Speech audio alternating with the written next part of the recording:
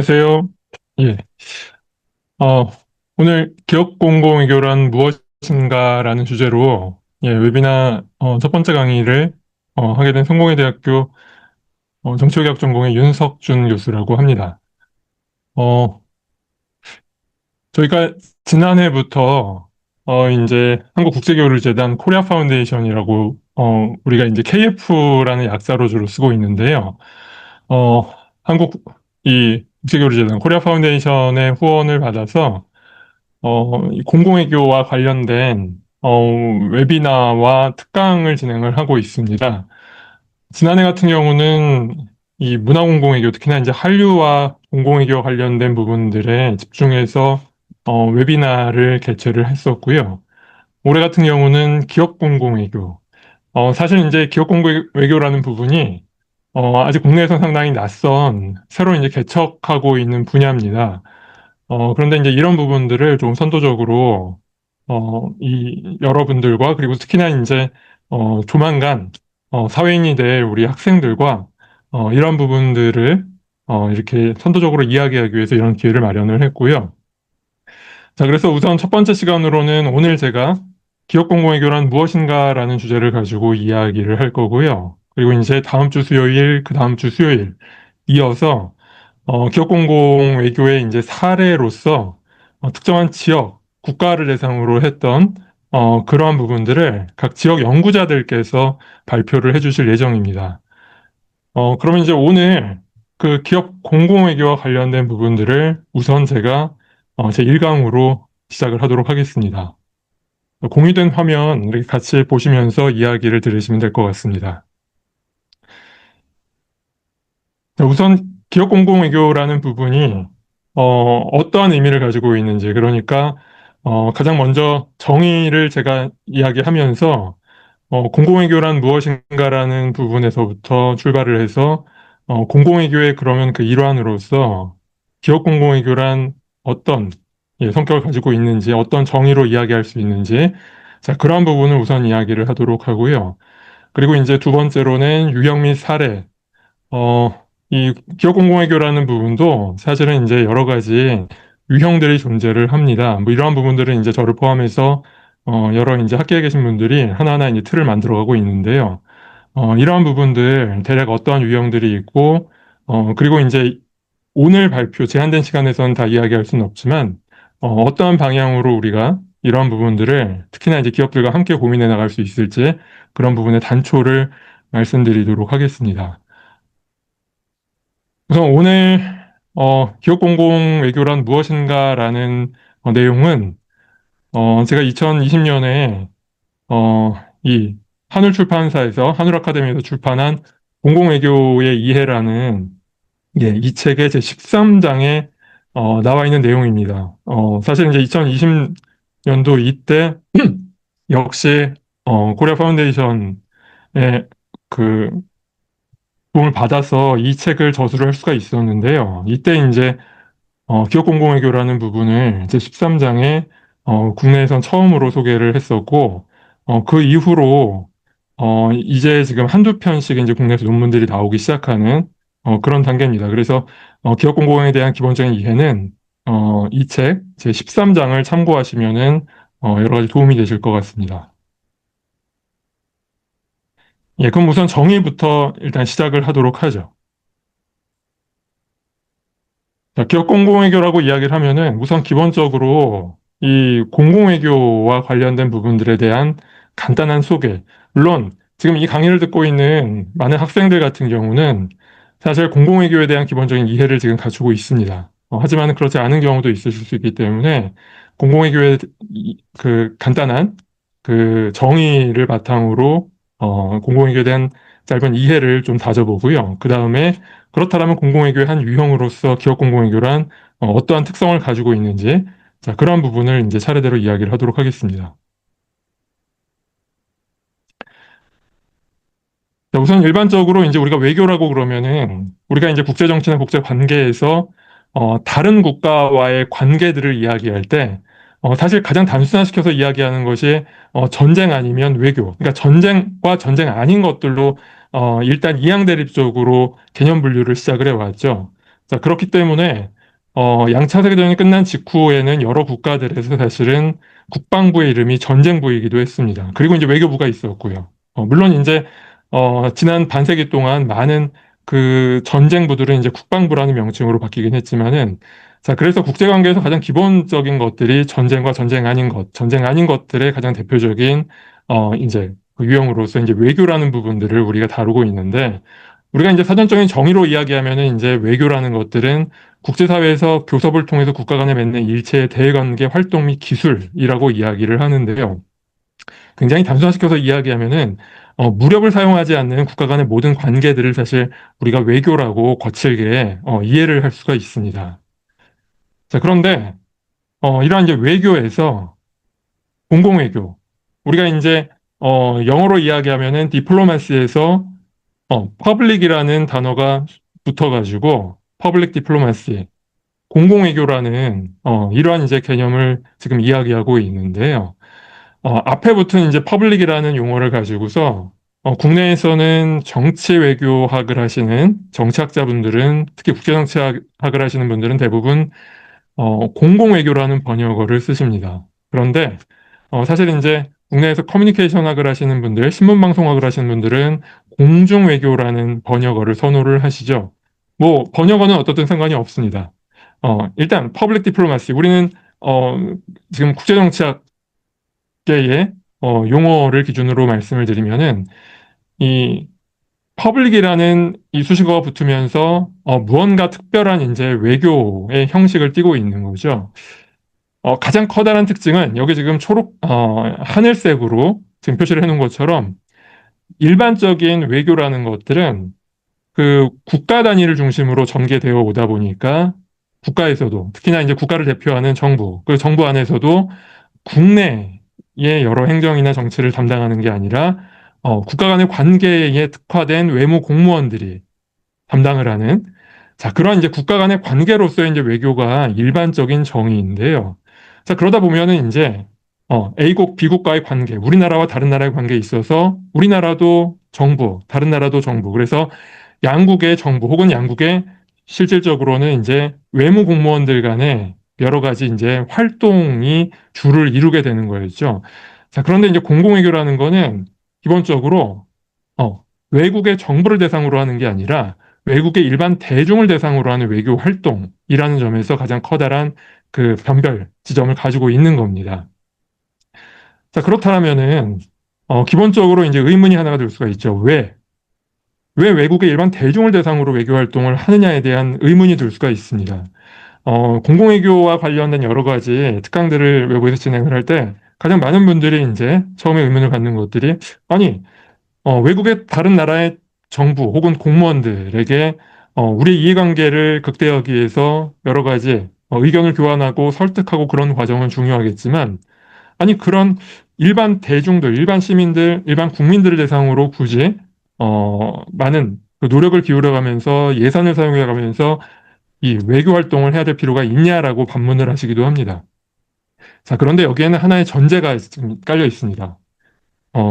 일반적인 이제 민주주의 국가들 같은 경우는 국내 대내 정책을 결정할 때는 물론이고 대외 정책을 결정할 때, 즉 외교 정책을 결정할 때도 일반 대중들, 우리 시민들, 유권자들, 자, 이런 시민들의 의견이나 여론들을 예, 제도적으로나 아니면은 그 과정에서 여러 가지 이 형식들을 통해서 의견을 수렴하는 것이 일반적입니다. 즉, 국내 정책에서만 시민들의 의견이 고려되거나 수렴되거나 반영되는 것이 아니라 대외 정책, 외교 정책에서도 많은 선진 민주주의 국가들에서는 이 국민들, 시민들 그리고 여론이 그 의사 정책 결정 과정에 중요한 영향을 미친다는 거죠.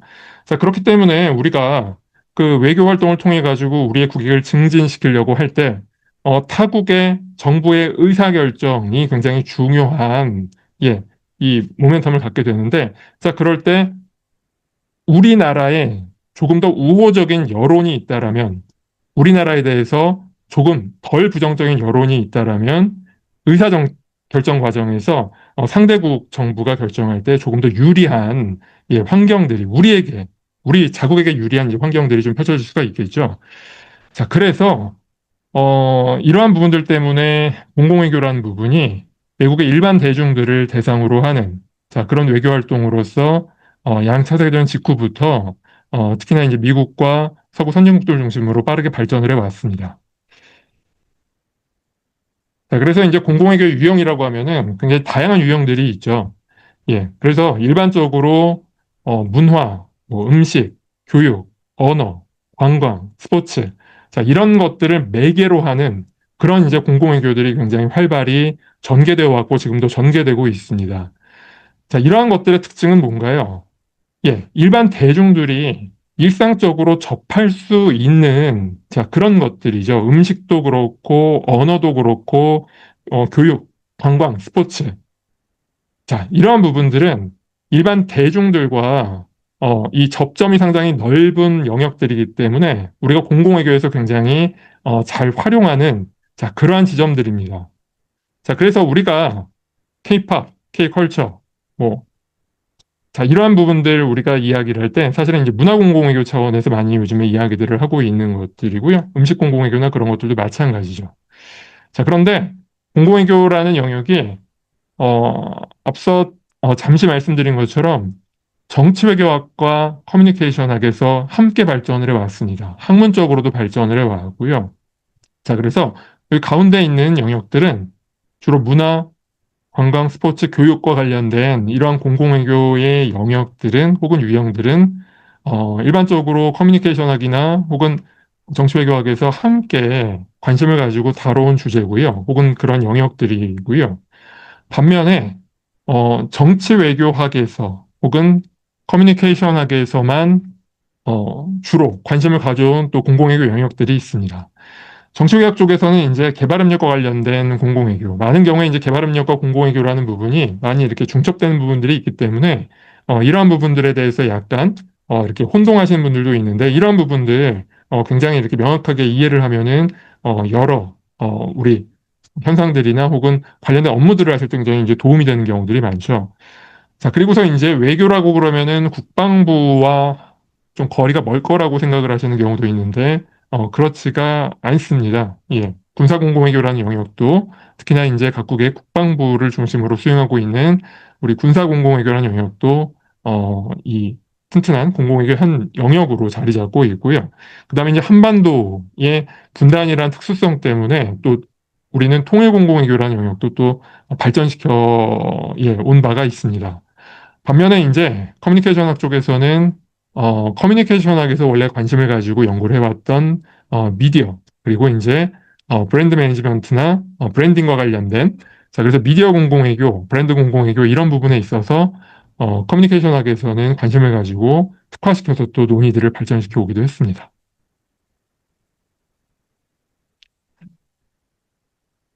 자, 그런데 이러한 이제 공공외교의 유형들이 사실은 또 공공외교의 주체가 누구이냐에 따라서 그 유형들이 좀 확장된 측면들이 있습니다. 자, 일반적으로 이제 공공외교의 주체라 그러면은 일단 정부 행위자가 있을 수가 있겠죠. 예. 그래서 우리나라의 중앙정부, 뭐 외교부를 포함해서 우리 중앙정부에 있는 거의 모든 부처들이 사실은 공공외교 그리고 뭐 개발협력 이런 분야들을 이 조금씩 이제 다루고 있는 경우들이 많죠. 자, 그리고 요즘에는 이제 각 지방 정부들 그래서 이제 뭐 서울시나 뭐 부산시 그리고 이제 전라북도 뭐 경상남도 막 이런 식으로 지방 정부 차원에서도 공공외교에 대한 많은 관심을 가지고 또 진행을 하고 있는 경우들이 많습니다. 자, 그리고 중앙정부나 지방정부들의 산하 공공기관들에서 역시 이제 공공외교를 진행하고 있는 경우들도 많고요. 자, 그래서 공공외교에 있어가지고 이 정부 행위자들, 중앙정부나 지방정부나 공공기관들 모두 다 이제 중요한 행위자로 역할들을 하고 있는데요. 그런데 이제 최근 주목을 받고 있는 부분들은 또 민간 행위자들이죠. 예. 자, 그래서 그 공공외교의 주체로서 사실은 오늘날 현대 외교의 일반적인 주체로서 과거에는 정부 행위자들 중심으로 그 외교에 대한 논의들을 우리가 해왔지만은 오늘날에는 이제 비정부 행위자들 여기에는 전통적인 NGO 그리고 이제 뭐 일반 시민들도 있지만은 오늘날 특히 이제 그 외교에서 주목을 받고 있는 주체는 사실은 민간 기업입니다. 최근에 우리 한국과 미국, 미국과 한국 간의 여러 가지 이 무역 분쟁과 관련을 해가지고 사실은 그 양국의 정상들이나 관료들만 열심히 만나서 논의를 했던 게 아니었죠. 굉장히 많은 특히 우리나라의 이제 이 대기업 총수들이 굉장히 자주 미국을 오가면서 관계된 인사들은 물론이고 굉장히 다양한 사람들을 만나왔습니다. 자, 이러한 부분들 단순히 통상 외교나 경제 외교뿐만이 아니라 오늘은 이제 현대 외교에서 기업 행위자라는 부분들, 민간 행위자라는 부분들에서 조금 더 이제 특수하게 민간 기업이라는 부분들이 굉장히 중요한 행위자로 이제 주목을 받고 있는데 특히 공공외교에서도 역시 그렇습니다. 자, 그래서 공공외교의 이제 주체라는 부분에 있어서는 여기 지금 강조되는 부분들처럼 특히나 이제 최근에는 지방정부의 공공외교, 지방정부 공공외교라는 부분들이 굉장히 이제 중요하게 우리가 학계에서든 혹은 현장에서든 지금 이야기가 되어 오고 있고요. 지난해 지방정부 외교와 공공외교라는 이 공저에도 참여를 했었는데 그러한 이제 연구서도 출판이 되기도 했었죠. 자, 그리고 이제 민간행위자에서 민간 기업들의 주목을 하는 기업 공공외교, 그리고 이제 일반 시민들의 역할에 주목을 하는 국민 공공외교. 자, 이러한 부분들도 우리가 오늘날 공공외교에서 굉장히 새롭게 주목을 받고 중요한 부분으로 인식이 되고 있습니다. 자, 그런데 오늘 이야기하는 부분들은 이제 요 지방정부 공공외교, 기업 공공외교, 국민 공공외교 중에서 이제 기업 공공외교가 되겠죠. 자, 기업 공공외교라고 그러면은 사실 공공외교의 주체로서 이 기업 행위자가 본격적으로 주목을 받기 시작한 거는 2000년대 이후부터의 일입니다. 오래되지 않은 사실 그 이야기의 출발점을 가지고 있고요. 왜냐하면 사실 그 이전에는 일반적으로 국제관계에서 기업 행위자 역할이라는 것들은 정부 행위자가 주도하는 국제 질서의 그런 현실 질서 속에서 부수적인 역할을 하는 정도로만 여겨지거나 아니면은 이 대리인을 앞세워서 비공개적이고 이렇게 비공식적인 로비 활동을 통해서 타국 정부를 상대로 그 기업의 이익을 극대화하려는 자, 그러한 이제 행위자로서만 인식이 되어 왔습니다. 전통적인 우리 국제 정치나 정책에서 이야기를 하는 그러한 이제 여러 가지 논의들이 사실 여기에 기반을 해왔던 거죠. 하지만 앞서도 말씀드린 것처럼 오늘의 일부 기업들은 과거와 달리 외국 정부와 직접 접촉을 통해서 타국 정책에 영향을 미치려고 상당히 노력을 하고 있고요. 그리고 이제 이러한 인력들을 심지어는 이 기업 안에 상당히 많은 인력들을 이제 보유하기 시작을 하고 있죠. 우리나라 같은 경우도 이 현대자동차그룹이나 삼성그룹이나 뭐 하나그룹이나 이 그룹 안에 이제 대관 조직 형태로 해서 이런 국내 정치뿐만이 아니라 국제 관계를 담당을 하는 자, 그러한 역할들을 담당하는 이제 조직들을 만들어 놓고서 그리고서 이제 외교부에서 그다음에 우리 국제정치 학계에서 계신 분들을 모셔가지고 이러한 외교 활동들을 이제 전개를 하고 있죠. 하지만 아직 기업 공공외교라는 차원의 그러한 이제 인식들은 아직 만들어지지 않은 지금 이제 만들어가는 상태이긴 한데요. 자, 이러한 부분들 그래서 특히나 이제 외국 기업들 같은 경우는 이 전통적인 외교에서 볼 수 없었던 그런 이제 기업이 적극적으로 역할을 하는 것들을 넘어서 동시에 이 정부를 대상으로 하는 외교뿐만이 아니라 기업들이 외국 시민들을 대상으로 하는 그러한 이제 기업 공공외교 활동도 병행하는 추세로 지금 가고 있습니다.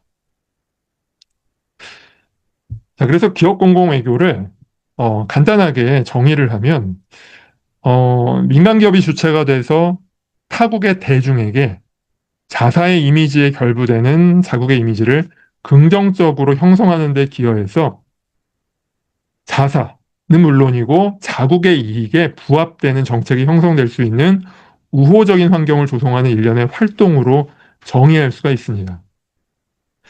이 기업 공공외교라는 게 그동안 서구학계에서는 이 코퍼레이트 디플로마시, 즉 기업외교라는 용어로 주로 이제 통용이 되어 왔는데요.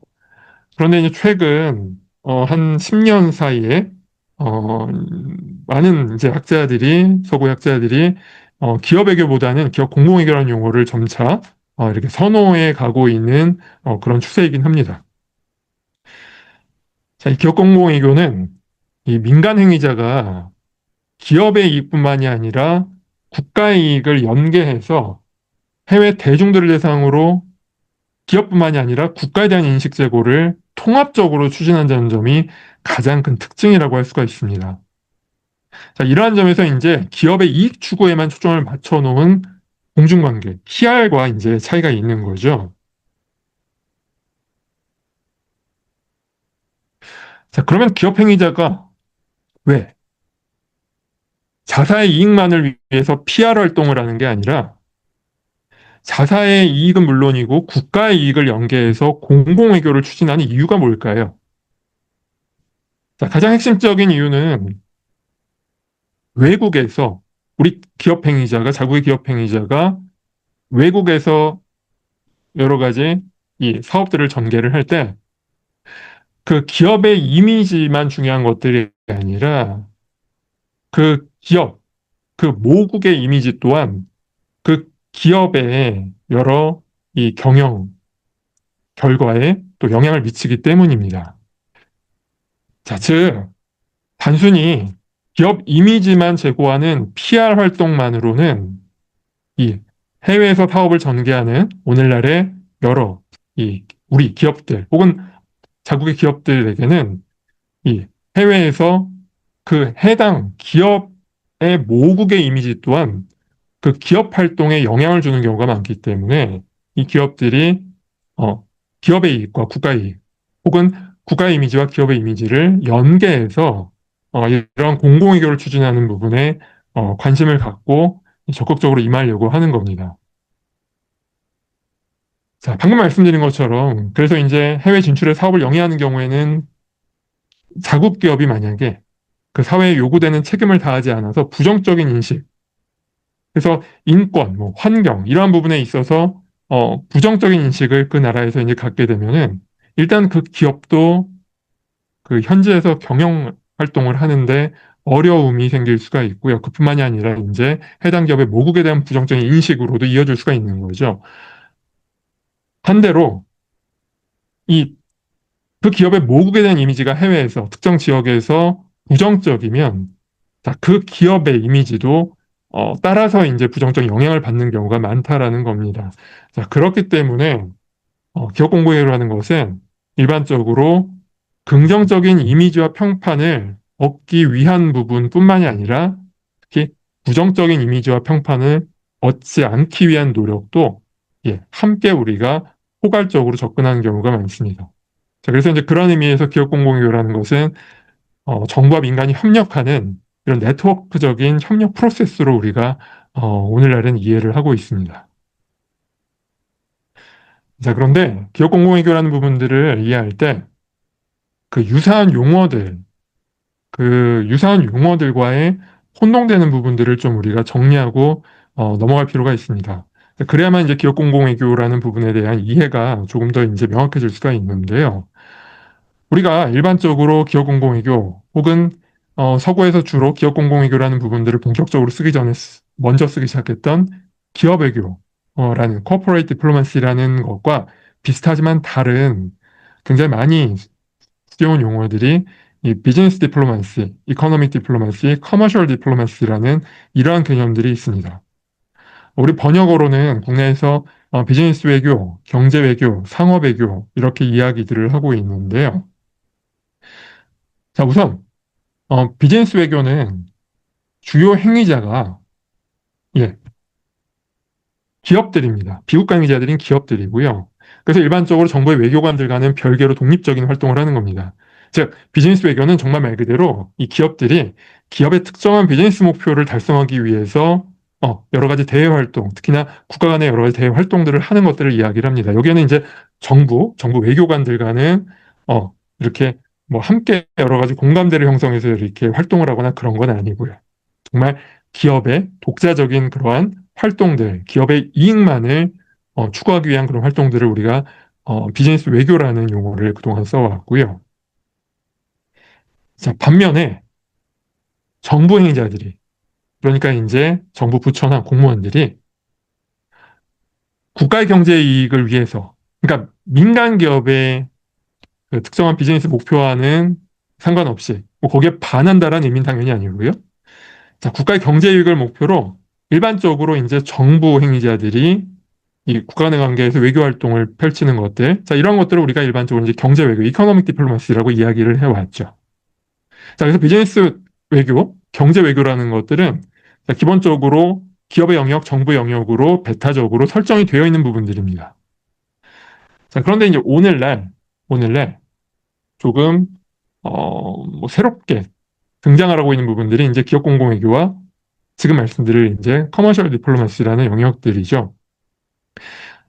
상업 외교라고 이야기하는 커머셜 디플로마시는 자, 주요 행위자는 정부 행위자입니다. 자, 그런데 정부가 그리고 정부 외교관들이 혹은 관료들이 국가의 경제 이익을 직접적으로 위해서 어떤 외교 활동을 벌이는 것들이 아니라 자국의 재계, 일반적으로 산업, 금융, 자, 이런 분야의 자국의 재계를 위해서 우호적인 정책이 해외에서 예, 이 형성이 되어야 될 필요가 있을 때 정부 차원에서 외교 활동을 벌이는 겁니다. 자, 그 직접적인 이익은 당연히 개별 기업들 혹은 어떤 국내 산업 분야가 그 이해관계의 당사자가 되는 거고요. 자, 그래서 이러한 부분을 물론 때로는 비즈니스 리더들과 함께 호흡을 맞춰서 일하기도 하지만 어쨌든 주요 행위자는 정부 외교관들 그리고 그 기능의 목표는 국가 경제 이익을 위한 게 아니라 자국의 재계를 위해서 타국에서 우호적인 정책 형성을 위해서 노력을 하는 이러한 부분들. 자, 이러한 부분들을 우리가 커머셜 디플로마시라고 이야기를 해왔습니다. 자, 그런데 지금 우리가 이야기하는 기업 공공외교 혹은 서구에서 초반기에 기업 외교라고 했던 부분들은 방금까지 저희가 이야기를 나눴던 것처럼 주요 행위자들은 기업입니다. 기업이라는 행위자가 물론 때로는 정부 부처나 외교관들과 약간의 호흡을 맞추긴 하지만 주요 행위자는 비국가 행위자는 기업들이고요. 기업들이 예, 해외에서 기업의 비즈니스 활동은 물론이고 예, 국가의 이미지와 평판을 함께 보양하고 증진시키고 그래서 긍정적인 부분들은 보양시키고 부정적인 부분들은 감소시키는 자 그러한 영향력을 발휘하려는 그러한 이제 노력을 하는 부분들을 우리가 이제 기업 외교, 기업 공공 외교라고 일반적으로 이야기를 하고 있습니다.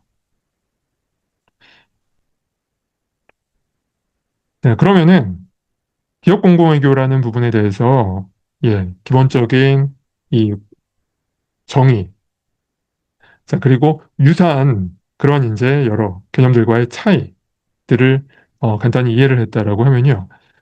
그러면은 이제 우리가 유형 및 사례에 대한 부분들을 이어서 이야기를 좀 해보도록 하겠습니다.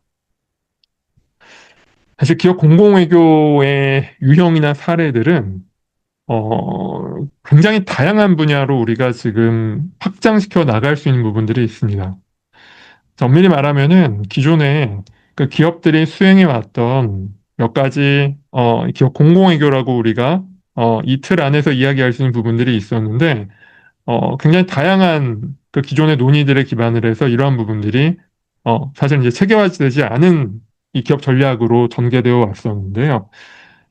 자, 뭐 이러한 부분들이 이제 기업 공공외교라는 맥락에서 조금 더 체계적이고 조금 더 통합적으로 이제 전개될 자, 그러한 이제 여지들이 있고 그러한 부분들을 기업 공공외교는 이 학술적으로 그 다음에 기업 현장에서 쓰일 수 있는 이제 그러한 부분들을 지금 고민을 지금 해나가고 있는 겁니다. 우선 기업 공공외교의 가장 대표적인 이제 전형적인 활동들 중에 하나로 기업 후원 문화 활동이라는 부분들이 전통적으로 있었습니다. 그 기업 후원 문화 활동이라는 거는 일반적으로 우리 서구 사회에서 이제 메세나 활동이라는 용어로 많이 알려져 있었죠. 우리 국내 기업들도 이제 뭐 예전에 이제 금호그룹부터 시작을 해가지고 많은 그룹들이 이제 이런 메세나 활동들을 한편으로 전개를 해왔고요. 자, 메세나 활동이라는 거는 그 기업이 문화 예술 분야에 대한 지원을 통해서 사회에 공헌하는 활동을 총칭하는 그런 용어로 사용되어 왔고요. 뭐 사실 이제 그 서구적인 어원은 로마 제국 시대의 예술가들의 활동을 재정적으로 후원하던 그 아우구스투스 황제의 측근이자 정치인인 그 가이우스 마이케나스의 이름에서 이제 유래를 한 겁니다. 그래서 가장 잘 알려진 거는 이제 서양에서 중세 이탈리아 피렌체의 메디치 가문, 그리고 저 많은 석재가 나오는 이런 이 이 석조 이 그 주산지로 굉장히 유명한 페라라라는 도시에 그 에르콜레이 그 1세, 그리고 시에나라는 중세 역시 이탈리아 도시의 그 아고스티노 키치 가문, 뭐 이러한 부를 축적한 가문들이 그 축적한 부를 주로 이제 뭐 금융산업이나 이런 것들 통해서 축적한 그 부를 문화예술 분야에 대한 지원을 통해서 사회에 간접적으로 이렇게 환원하는 그러한 활동들이 서구에서는 이렇게 종종 여러 지역들, 여러 국가들에서 존재했었죠. 자, 이러한 부분들이 20세기 초반부터 유럽과 미국에서 이제 새로 성장하기 시작한 그 기업들이 이러한 문화예술에 대한 기업 후원 문화 활동을 통해서 간접적으로 사회에 공헌하는 활동들을 빈번하게 이제 수행을 해왔습니다. 그러니까 물론 20세기 중반까지는 이런 기업 후원 문화 활동이라는 게 특정한 지역이나 국가라는 테두리 안에서 진행되는 게 일반적이었습니다. 앞서 이야기했던 피렌체 메디치 가문 같은 경우도 사실은 그러한 이 후원 활동들을 하고서 문화와 예술에 대한 후원 활동을 하고서 그 전제 중에 하나가 그 지역의 예술품들이 그 지역을 밖으로 나가지 않아야 된다라는 그런 전제 조건을 달기도 했었죠. 그런데 오늘날 우리가 이야기하는 기업 공공이교 차원에서 이야기하는 기업 후원 문화 활동은 기본적으로 타국에서 전개된다라는 부분들을 전제로 하고 있는 거죠. 이러한 부분들은 1980년대 이후에 세계화가 본격적으로 전개되기 시작을 하면서 많은 기업의 활동 무대가, 특히나 선진국 기업들의 활동 무대가 국경과 대륙을 넘나들게 되다 보니까 이 기업 후원 문화 활동이라는 것들도 국내에서만 머물지 않고 이 국경을 넘어서 특히나 그 기업이 이 경영 활동을 펼치고 있는 여러 나라들에서도 전개되기 시작을 했던 겁니다. 자, 이렇게 해외에서의 기업 후원 문화 활동이라는 거는 초기에는 정말 좁은 의미에서의 문화 마케팅, 그러니까 일종의 PR이나 마케팅, 그 기업 전략 차원으로 전개되어 왔고요. 그 목적은 무엇보다도 그 기업의 해당 기업의 인지도를 높이고 그리고 그 기업 그 브랜드의 가치를 상승시키는 자, 그러한 이제 그 기업 전략 차원에서 전개되고 활용이 되어 왔던 거죠. 자, 그런데 점차 이 현지에서 이제 그 기업의 공익적 이미지 제고는 물론이고 그 현지에서 기업 활동을 하다 보니까 우리 기업의 이미지나 브랜드가 워낙 그 기업의 모국의 이미지의 영향을 많이 받기 때문에 자, 이러한 부분, 현지에서 기업 모국의 위상 강화라는 부분도 함께 고려를 하면서 이런 기업 후원 문화 활동의 전략을 수립하기 시작을 했던 겁니다. 앞서 말씀드린 것처럼 해외에 진출한 기업들의 경우에는 현지에서 특정 국가의 기업으로 인식되는 경우가 많기 때문에 국가의 이미지가 곧 기업의 이미지에 영향을 주는 경우가 많습니다. 우리가 실제로 이제 이러한 경험들을 최근 한 1, 20년 사이에 한 것들이 많았죠. 예를 들어서 일본과의 관계가 우리가 좋지 않을 때 국내에서 일본 기업들의 제품을 구매하지 않으려는 그런 움직임이 있기도 했고요. 자, 그리고 이제 예를 들어서 이케아 같은 경우는 이케아라는 그 기업의 이미지와 그 모국의 이미지가 굉장히 밀접하게 연관되어 가지고 굉장히 긍정적인 시너지 효과를 이렇게 서로 만들어내고 있기도 하죠.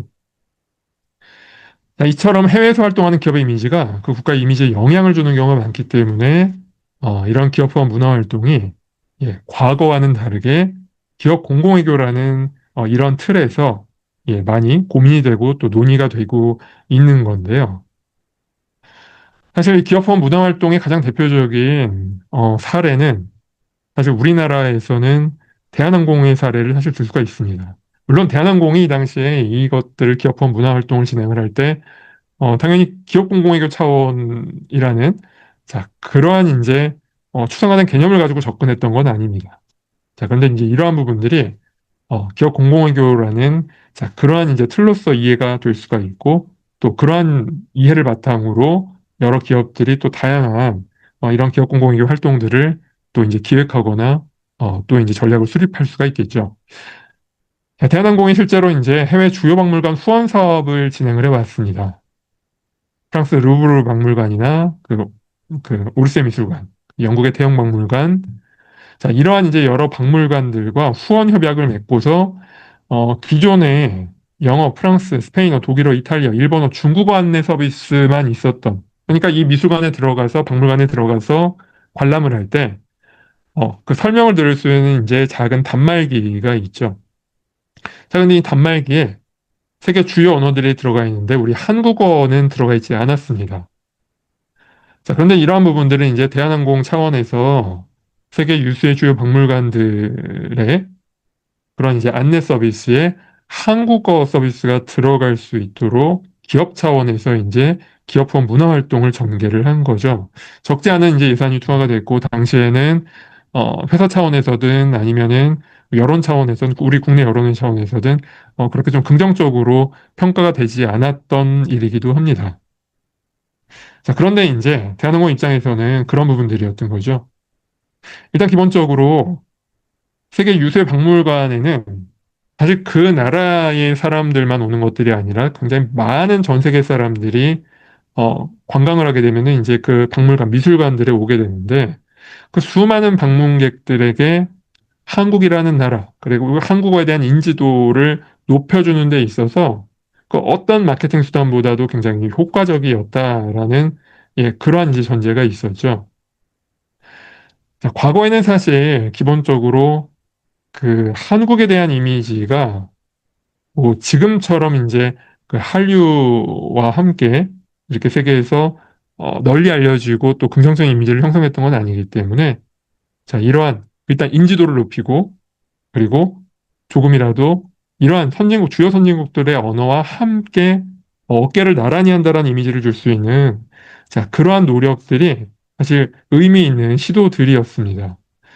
자, 그래서 이제 이러한 부분들을 통해서 대한항공 같은 이제 기업 차원에서는 문화 마케팅을 통해서 기업 이미지 제고도 되고, 이거는 이제 그 해당 국가에도 이제 일반적으로 해당되는 것들이겠죠.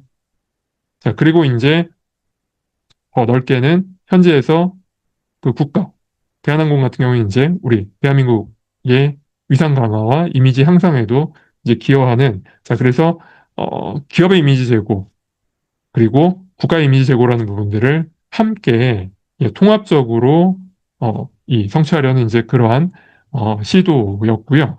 이러한 부분들은 이제 사실 국내 여러 그 경영학계 논문들을 통해서도 상당히 긍정적인 효과들이 있었다라는 부분들이 실증적으로 많이 논의되고 또 입증되기도 해 왔었습니다.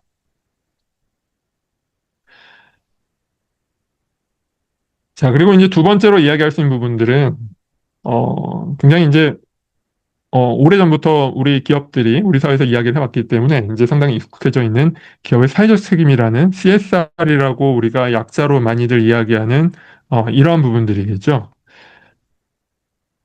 기본적으로 기업의 사회적 책임, 그 CSR이라는 것들은 그 기업이 과거에 전통적으로 그 최소한의 이윤 추구를 하는 그 주체로서 최소한 법적인, 윤리적인, 경제적인 최소한의 책임은 져야 된다라는 자, 그러한 이제 전통적인 인식을 넘어서 보다 더 적극적으로 사회적 책임을 수행해야 된다라는 이제 그러한 관점. 자, 그러한 관점에 이제 기반을 해 있는 거죠. 자, 그래서 이제 기업의 사회적 책임이라는 개념은 사실 이제 북미권 학계에서는 1950년대, 그러니까 양차 세계대전이 끝난 직후에 이 캐나다와 이제 미국 쪽에서 그 비즈니스를 소재로 한 문학 작품들이 상당히 많이 이 사람들의 인기를 얻게 되는데, 자, 그런 데서 이제 이 기업이 너무 탐욕적인 그런 모습들을 비인간적인 모습들을 보이는 부분들을 비판을 하면서 이러한 기업의 책임들을 이야기할 때 사회적 책임이란 부분이라는 용어들을 여기서 쓰기 시작을 했는데, 자, 그러한 부분들에서 그런 문학 작품들에서 그 기업의 사회적 책임이라는 어원, 개념의 태동을 그 기원을 이야기하기도 합니다. 그런데 이제 반면에 유럽 쪽의 대륙권 학계들에서는 기업의 사회적 책임이라는 것들이 카톨릭 사회교리에서 유래했다라고 또 많은 학자들이 이렇게 좀 상이하게 보고 있는 거죠. 사실 우리가 이제 이거 관련 논의들은 이제 성공회대 같은 경우는 이 관련된 수업에서 조금 더 이제 깊숙한 이야기들을 더 깊은 이야기들을 나누게 되지만은 사실 이제 이러한 영미권과 유럽 대륙권에서 기업의 사회적 책임에 대한 오늘날 상이한 인식을 갖고 있는 거는 사실 이러한 개념의 태동에 대한 부분에서도 사실 많은 영향을 미치고 있는데요. 자, 어쨌든 영미권이든 유럽 대륙권이든 주요 선진국들에서 모두 기업의 사회적 책임 논의가 본격화되기 시작한 거는 사실 이제 60년대, 70년대 이후이고요. 특히나 이제 여러 가지 환경과 우리가 개발협력에서 이야기하는 개발, 즉, 이 제3세계의 빈곤과 불평등에 대한 문제들이 불거지기 시작을 하면서 자, 이러한 부분들이 본격적으로 등장을 하기 시작을 했던 겁니다. 그 기업의 사회적 책임이라는 부분은 우리 이제 유엔에서는 일반적으로 이제 이런 식의 정의를 하고 있죠. 뭐 기업의 비즈니스 운영 및 이해관계자와의 상호작용에서 사회적 및 환경적 관심사를 통합하는 관리 개념, 혹은 이제 기업이 경제적, 환경적, 사회적 의무에 있어서 균형을 추구하는 동시에 주주 및 이해관계자의 기대를 충족시키는 방법. 자, 이런 식으로 정의를 하고 있습니다. 자, 그래서 많은 경우에 주주의 이해관계와 혹은 이 기업 운영에 있어서 기업이 활동함에 있어서 여러 이해관계자들이 존재를 하게 되는데 그들의 이익이 배치되거나 상치된다라고 생각을 하는 경우도 과거에 많았지만 이러한 부분들이 이제 접점을 찾을 수 있다라는 부분들 혹은 이러한 부분들의 공통 분모들을 적극적으로 찾아야 된다라는 부분들이 어, 이 60년대, 70년대를 지나오면서 국제사회에서 이제 많이 형성이 되기 시작을 했던 거죠. 자, 그래서 오늘날에는 이제 기업이 단순히 경제적 역할을 하는 주체를 넘어서서 경영활동 과정에서 워낙 이제 기업 행위자가 영향을 미칠 수 있는 범위들이 늘어났고 또 실제로 많은 영향력들을 미치고 있기 때문에 정치, 경제, 사회, 환경 모든 분야에서 그러한 영향력들을 고려해서 경제적인 역할뿐만이 아니라 사회적 역할을 하는 주체로서도 예, 책임성을 가지고 활동을 해야 된다라는 약간 규범적인 성격의 개념으로 이해를 할 수가 있습니다. 자, 이러한 이제 기업의 사회적 책임이라는 것들은 역시 경영학에서 예, 이 기업 전략 차원에서 많이 논의가 되어 왔던 거죠. 자, 그런데 이런 부분들이 앞서 말씀드렸던 국제 관계 그리고 이 외교에서 민간 행위자, 그중에서도 특히나 기업 행위자의 역할들이 본격적으로 부상을 하기 시작을 하면서 예, 그 기업의 사회적 책임이라는 부분도 우리 공공외교 차원에서 본격적으로 이제 논의가 되어 왔습니다. 특히 앞에서도 계속 말씀드린 것처럼 해외 진출해서 사업을 운영하는 기업들일수록 그 해외 현지에서 기업의 이미지가 모국의 국가적 이미지와 명성에도 서로 영향을 미칠 수가 있기 때문에 그래서 단순히 기업의 이미지를 제고하는 차원으로만 이 CSR을 진행을 하는 것들이 국가 이미지 제고와 결합되지 않으면은 그 자체로서 효과를 얻기 어려울 때도 많은 거죠. 자, 그렇기 때문에 이러한 부분들을 함께 고려해 가면서 이것들을 시행할 때 기업의 사회적 책임이라는 것들이 훨씬 더 효과적으로 전개될 수 있다라는 그런 문제의식인데요. 가장 대표적인 이제 성공적인 사례 중에 하나로 국내에서는 많이 알려져 있지 않은 삼성전자의 그 인도 캠페인입니다. 사실 이제 국내에서는 우리 자국 기업들의 해외 진출 과정에서 여러 가지 부족한 부분들에 주목하고 또 성찰해야 될 뭐 그러할 필요성들도 있지만요. 또 그와 동시에 잘하고 있는 부분들을 적극적으로 또 이렇게 칭찬을 해주면서 그러한 역할들을 더 잘 수행할 수 있도록 예, 그러한 여론 환기라는 부분도 저는 굉장히 의미가 있다고 생각을 하는데 자, 그런 부분에서 이제 삼성전자가 인도에서 이 삼성 테크니컬 스쿨이라는 것들을 이제 CSR 차원에서 이제 설립해서 운영해 왔던 사례가 있습니다.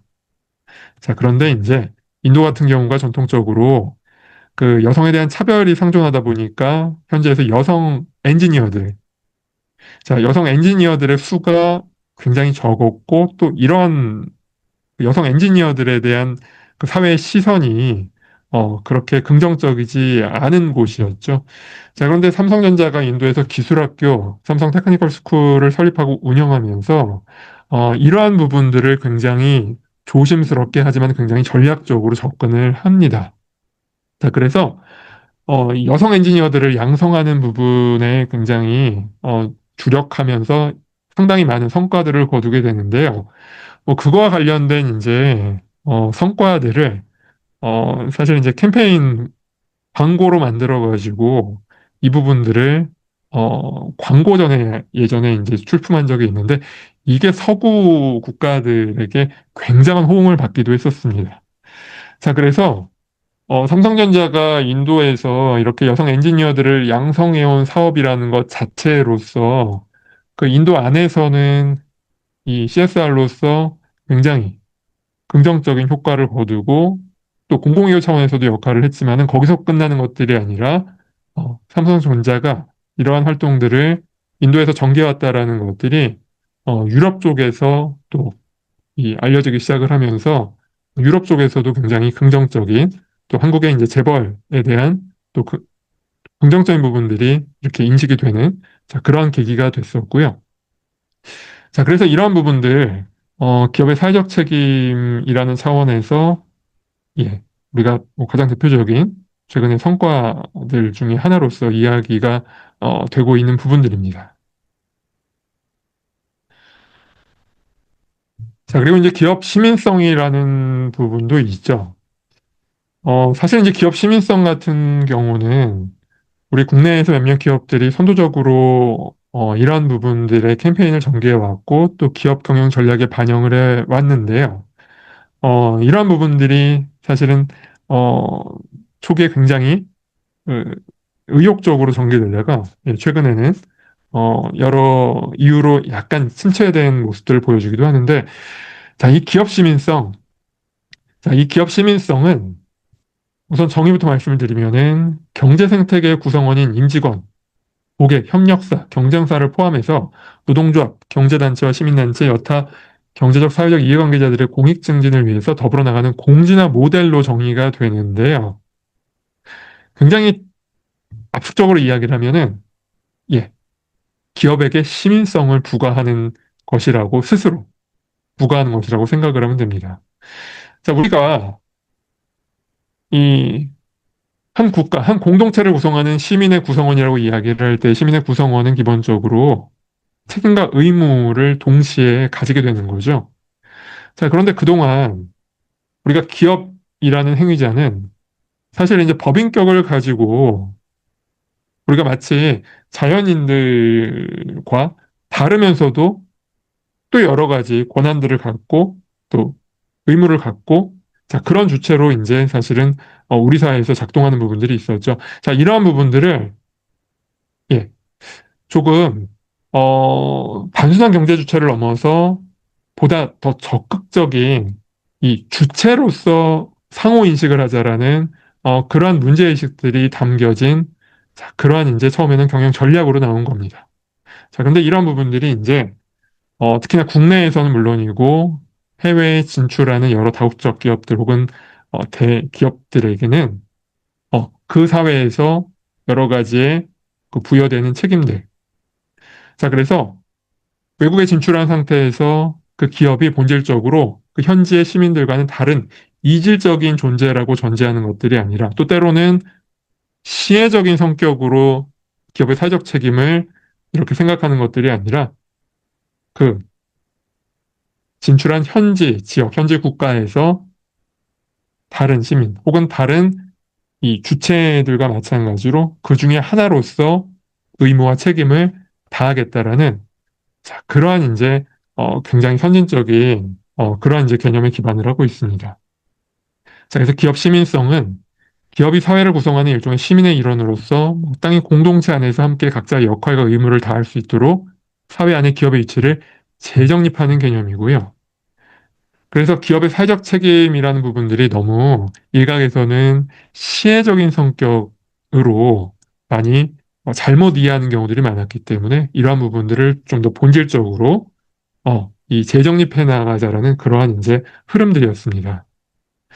자, 국내 기업들 중에서는 포스코 그룹과 삼성 그룹이 선두적으로 이러한 도입들을 해왔고요.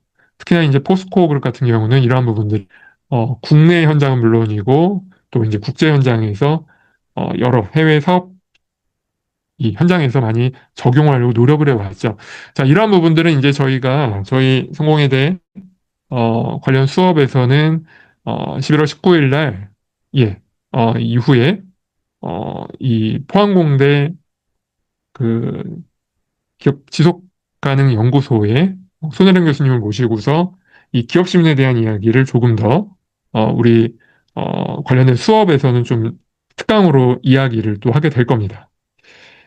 자, 일단 지금 이 특강에서는 이 정도로 소개하는 정도만 이야기를 하도록 하고요. 자, 그리고 이제 마지막으로 오늘날 많이들 이야기하고 있는 ESG라는 게 있죠. 환경, 사회, 지배구조와 관련된 부분들입니다.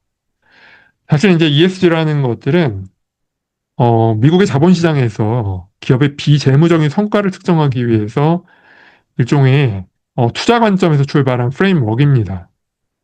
자, 그래서 기업이 장기적으로 지속 가능하고 여러 가지 성과를 내기 위해서는 재무적인 성과만 우리가 관리하거나 측정하고 우리가 판단해야 되는 게 아니라 재무적인 성과로 드러나지 않는 비재무적인 성과도 함께 주목을 해야 된다라는 그러한 문제의식이었던 거죠. 자, 그런데 이제 이러한 부분들이 사실은 오늘날 유럽 쪽에서는 기업 지속 가능성이라는 조금 더 확장된, 하지만은 이 자본시장의 논리와는 조금 다른, 더 포괄적이고, 시민들의 이해관계, 그다음 시민들의 권리, 인권, 자, 그런 부분들에 기반을 한 논의로 발전을 해왔는데요. 자, 일단 국내에서는 이 ESG라는 부분이 훨씬 더 많이 논의가 되어 왔기 때문에 이것부터 간단히 말씀을 드리면 일단 기본적으로 ESG라고 하면은 기업의 지속 가능성을 평가하는 세 가지 핵심 축으로 구성이 되는 거죠. 그래서 E 같은 경우가 환경, S 같은 경우가 사회, G 같은 경우가 지배 구조. 자, 그래서 기업이 환경과 사회에서 예, 단순한 이 책임을 넘어서 어, 여러 복합적인 자, 그런 관점에서 그러니까 기업이 지속 가능하기 위해서도 그렇고 또 기업이 지속 가능하려면 그 환경을 구성을 하는 기업 경영 환경을 구성하는 그 사회가 지속 가능해야 되겠죠. 자, 이러한 부분들에서 중요한 환경과 사회 부분들 뭐 가장 대표적으로는 이제 기후변화 대응 전략이라든지 탄소 배출량 관리라든지 에너지 효율성, 폐기물 관리. 자, 그리고 이제 기업이 경영 활동 과정에서 그리고 그 직접적인 경영 활동 과정뿐만이 아니라 여러 가지 가치 생산 과정에서 인권이 존중이 되는지, 그리고서 다양성이 보장이 되는지, 그리고 사적인 데이터들은 잘 보호가 되는지, 그리고 그 지역사회와의 관계는 원활한지. 자, 이러한 부분들을 중요하게 함께 고려를 해야 된다라는, 자, 그러한 이제 프레임워크이죠. 그리고 이제 거기에 더해서 기업 자체의 지배구조. 그래서 이 사회가 다양성과 독립성을 가지고서 기업이 투명하고 예, 정직하게 그리고 이제 그러한 것들이 사회와 함께 긍정적인 성과들을 만들어낼 수 있도록 자, 이러한 부분들을 중심으로 이제 그 ESG라는 부분들이 기업의 중요한 전략적 목표로서 그리고 사회의 중요한 전략적 가치로서 그리고 이제 이 민간과 이 공공이 함께 할 수 있는 영역으로서 최근 이제 주목을 받고 있는데요. 자, 그래서 이제 이러한 부분들도 역시 우리 기업 공공의교라는 차원에서 중요한 하나의 영역으로 지금 이제 인식되기 시작을 하고 있는 겁니다. 특히 이러한 부분들은 이 앞서 말씀드린 것처럼 유럽을 중심으로는 기업 지속 가능성이라는 이 개념을 중심으로 발전해 오고 있는데요. 그 기업이 단기적인 이윤 추구를 넘어서 인권보호, 환경보존, 사회적 책임 등을 고려한 그 지속 가능한 방식으로 운영되고 경영되어야 한다라는 개념이고요. 자, 결국은 이런 기업 지속 가능성이라는 부분들은 단순히 기업이 긍정적인 역할을 하고 또 긍정적인 인식을 제고시키는 것뿐만이 아니라 사회에도 긍정적인 영향을 미치고 특히나 이제 해외 진출한 기업들 같은 경우는 그 현지 혹은 현지 사회에서 그 국가 이미지와 직접적으로 결부되어 여러 가지 또 긍정적인 영향을 미치고 기여를 할 수 있는 부분들이 있기 때문에 이 기업 지속 가능성이라는 부분들이 단순히 기업 전략으로서만 한정돼 가지고 우리가 이제 인식되는 것들이 아니라 기업 공공의교라는 차원에서 복합적이고 체계적으로 우리가 인식되고 또 이제 그러한 부분들에 또 발맞춰서 또 정부의 공공의교도 함께 이렇게 어, 이 발맞춰 나갈 필요가 있다라는 그런 문제의식입니다. 자, 그래서 기업 지속 가능성이라는 부분들에서 최근에 이제 가장 중요하게 여겨지고 있는 부분들은 물론 환경에 대한 부분도 있지만은 특히 기업과 인권에 대한 부분들, 특히나 이제 외국에 진출한 우리 기업들에게 있어서는 이러한 부분들이 굉장히 중요하게 여겨지고 있습니다. 그래서 유엔과 OECD 차원에서 이러한 부분들의 논의가 기본적인 원칙으로 만들어진 과정들이 있었고요. 그리고 이제 이러한 것들을 바탕으로 최근에 이제 유럽연합 차원에서 기업 지속 가능성 실사 지침 혹은 번역어로선 국내에서는 기업 지속 가능성 주의 의무라는 표현도 쓰는데요. 자, 이러한 부분들이 이제 법제화돼서 조만간 이제 어, 최근 몇 년 이내에 유럽에서 활동하고 있는 일정 규모 이상의 모든 기업들은 물론이고 역시 그쪽에서 여러 가지 비즈니스 활동을 하고 있는 우리 기업들도 이 실사지침, 이 법률의 적용 대상이 되는 겁니다. 자, 이러한 부분들 우리가 단순히 기업의 전략 차원으로만 좁게 접근해서는 사실 이제 여기서 목표하는 부분들을 제대로 달성해내기 쉽지가 않고요. 그렇기 때문에 기업 공공외교라는 차원에서 접근할 것들이 요구되고 이러한 부분들을 우리가 이제 공공외교에 대한 여러 가지 어, 이 연구를 하는 관련 학자분들을 통해서 그리고 이러한 것들을 선도적으로 공부하는 전문의들을 통해서 이러한 분야에서 또 역할을 하고 일을 할 수 있는 그러한 인재들을 우리가 대학에서 양성을 할 수 있을 거라고 생각을 합니다.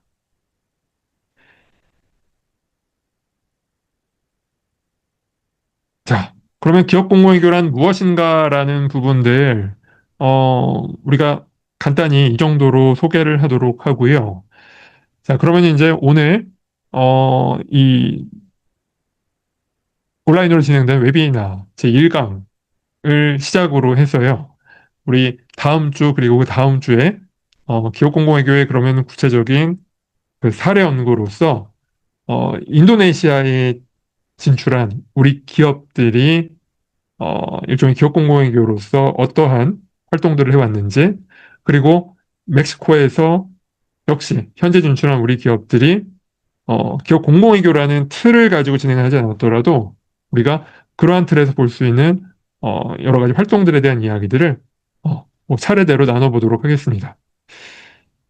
자, 그러면 오늘 웨비나는 여기서 마무리하도록 하고요. 다음 주, 다다음 주 이어지는 웨비나에도 계속 이렇게 함께 하셔가지고요. 아직까지 국내에선 조금 낯선 기업 공공회의라는 부분에 대해서 먼저 이렇게 함께 이해하고 논의하는 예, 그런 소중한 시간이 됐으면 합니다. 자, 오늘 그럼 함께 해주셔서 감사드리고요. 예, 다음에 또 뵙도록 하겠습니다. 네, 감사합니다.